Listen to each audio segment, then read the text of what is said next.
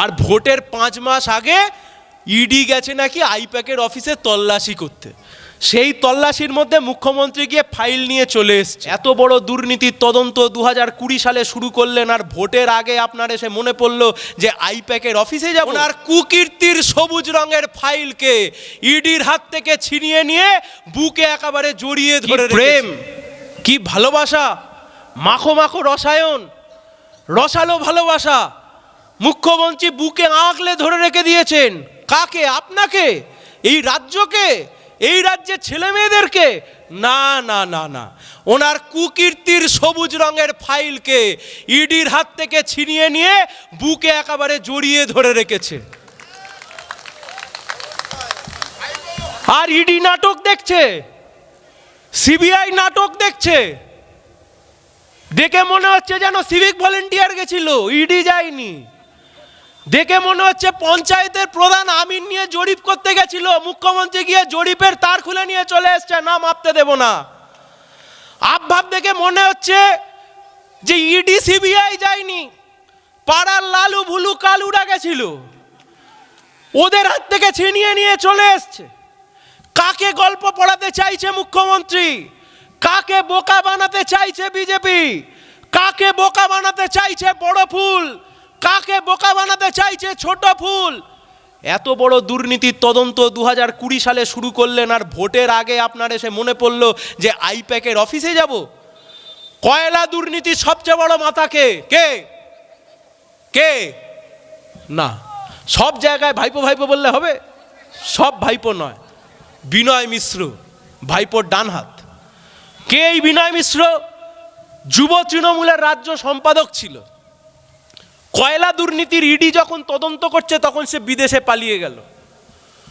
এই নন্দীগ্রামের বিধায়ক টুইটারে লিখলেন যে অভিষেক ব্যানার্জির সাথে বিনয় মিশ্রর যা ফোনে কথোপকথন হয়েছে তা তার কাছে আছে। আর অভিষেক ব্যানার্জি 5 মিনিটের মধ্যে লিখলেন শুভেন্দু অধিকারীর সাথে দেশ ছাড়ার আগে বিনয় মিশ্রর সাথে শুভেন্দু অধিকারীর কথোপকথন হয়েছে, সেই ভিডিও আর সেই অডিও তার কাছে আছে। লে ভোলা কোমর নাচা। তারপর থেকে সব কিছু সবাই ভুলে গেল, বিনয় মিশ্র এখন বাইরে কোমর দোলাচ্ছে। আর ভোটের 5 মাস আগে ইডি গেছে নাকি আইপ্যাকের অফিসে তল্লাশি করতে। সেই তল্লাশির মধ্যে মুখ্যমন্ত্রী গিয়ে ফাইল নিয়ে চলে এসছে। আচ্ছা, বুঝলাম মুখ্যমন্ত্রী প্রথমবার গিয়ে ফাইল নিয়ে ফাইল এনে বললো যে এখানে ফাইল এনেছি, এবার আমি যাব সল্টলেকে সেক্টর 5-এ, ওখান থেকেও ফাইল নিয়ে আসবো। মুখ্যমন্ত্রী আগে চলে গেলেন, সেখান থেকেও ফাইল বের করে নিয়ে চলে আসলেন। ইডি তারপর গেল হাইকোর্টে। আমরা খালি একটাই কথা বলি, মানুষকে এত বোকা ভাববেন না। মানুষ সরকার তৈরি করে, মানুষ সরকার পরিবর্তন করে, মানুষকে এত বোকা ভাববার কোনো কারণ নেই। এই বাংলার মানুষ জানে দিল্লির বিজেপির নেতারা চায়, তাই জন্য তৃণমূলের নেতারা এই পশ্চিম বাংলার বুকে এত কোটি কোটি টাকা চুরি করবার পরেও মুক্ত বাতাসে অক্সিজেন নিতে পারে। বিজেপির নেতারা যদি না চাইতো ভোটে লড়া তো ছেড়ে দিন, এরা রাতে বাড়ির ভাতও খেত না, এরা রাতে জেলের ভাত খেত।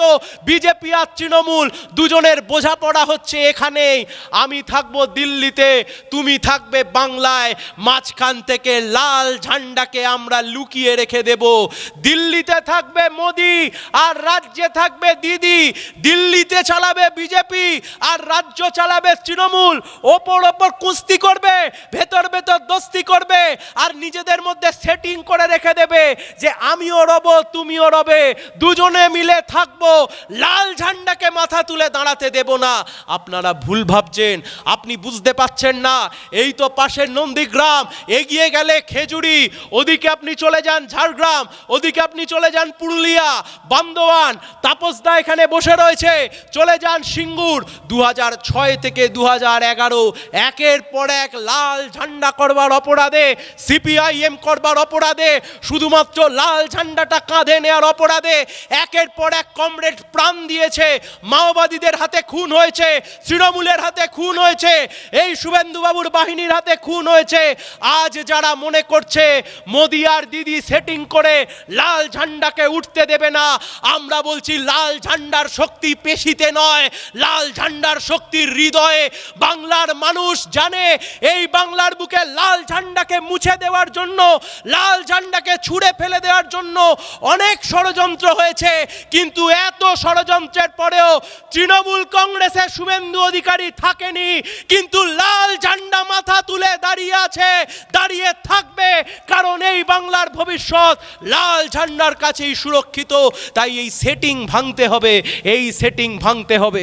আপনাকে ওরা বারবার বোঝাবে যে সিপিএম এই বাজারে লাল ঝান্ডা করে লাভ নেই, এই বাজারে এখন এসো, এসে বিজেপিটাকে এসো, বিজেপিতে এসে তৃণমূলটাকে আমরা হারিয়ে দিই, তারপর তোমরা যে যার মতো লাল ঝান্ডায় ফিরে যাবে।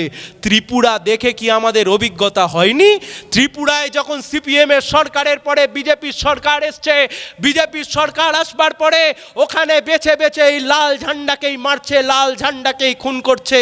জেনে রাখুন, বিজেপি এ বাংলায় কোনোদিনও আসতে পারবে না, কিন্তু এ বাংলায় যদি বিজেপি 2021 সালে চলে আসতো, কোনো তৃণমূল বিজেপির হাতে মার খেত না। ওই তৃণমূলের হুব্বা তোলাবাজগুলো সব ঝান্ডা পরিবর্তন করে গিয়ে বিজেপির ঝান্ডায় পড়তো, আর ওই বিজেপির লোকেরাই তখন আবার সিপিএমকে ঘরছাড়া করবার জন্য আবার আমাদের ওপর আক্রমণ করত। তাই যা হবে বুঝে নেব, লাল ঝান্ডাকে শক্তিশালী করতে হবে। এ ফুল ও ফুল করে মানুষকে যারা এপ্রিল ফুল করতে চাইছে, ওই এপ্রিল ফুল আর আমরা হতে দেব না। আমি যে কথা বলে আমার কথা শেষ করব বা গুটিয়ে আনব, বাংলার কি হবে, বাঙালির কি হবে, এ পশ্চিম বাংলার কি হবে, চণ্ডীপুরের কি হবে, নন্দীগ্রামের কি হবে, তমলুকের কি হবে, আপনাদেরকে ঠিক করতে হবে। আপনাদেরকে ঠিক করতে হবে এই বাংলার ভবিষ্যৎ কি হবে। এই বাংলার ভবিষ্যৎ, এ বাংলা কি আরো রসাতলে যাবে? এই বাংলার ছেলেমেয়েরা কি এভাবেই বাইরের রাজ্যে চাকরি করতে চলে যাবে? এই বাংলার মা বোনেরা তাদের আত্মসম্মানের জন্য কি বারবার রাস্তায় নামতে হবে? এই বাংলার কৃষক ক্ষেত মজদুররা তাদের অধিকারের জন্য বারবার কি রাস্তায় নেমে লড়াই করতে হবে? এই বাংলার সম্পদ তা কি তৃণমূল বিজেপির দ্বারা বারবার লুট হয়ে যাবে? এই বাংলার বুকে বারবার কি বিজেপি আর তৃণমূলের মধ্যে এই সেটিং আর নাটকবাজি চলবে? এই বাংলা কি এভাবেই আস্তে আস্তে পিছিয়ে যাবে? এই বাংলার মা বোনেদের কি হবে?